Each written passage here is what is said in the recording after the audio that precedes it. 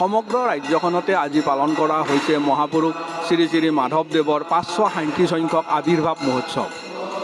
অসমৰ বিভিন্ন সত্ৰ নামঘৰ আদিৰ লগতে বৰপেটা সত্ৰত মহাপুৰুষজনাৰ 3দিনীয়াকৈ আৱিৰ্ভাৱ মহোৎসৱ পালন কৰা হৈছে। মহাপুৰুষ মাধৱদেৱৰ আৱিৰ্ভাৱ মহোৎসৱ উপলক্ষে বৰপেটা সত্ৰত ৰাতিপুৱাৰ পৰাই নাম প্ৰসংগ অনুষ্ঠিত হৈছে।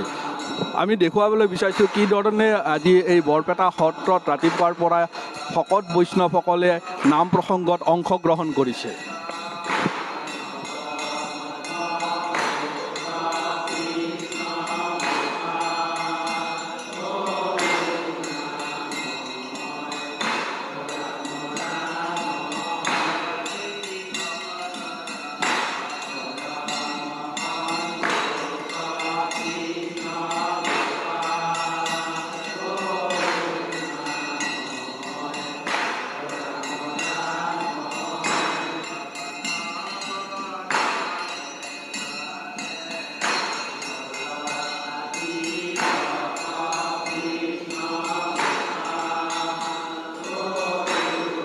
গুৰুজনাৰ আৱিৰ্ভাৱ মহোৎসৱ বৰপেটা সত্ৰৰ লগতে বৰপেটাৰ সুন্দৰদিয়া সত্ৰ, পাটবাউসী সত্ৰ, ৰাখাল থান আদিত বিভিন্ন অনুষ্ঠানেৰে বিভিন্ন ধৰ্মীয় কাৰ্যসূচীৰে গুৰুজনাৰ এই আৱিৰ্ভাৱ মহোৎসৱ বৰপেটাত পালন কৰা হৈছে।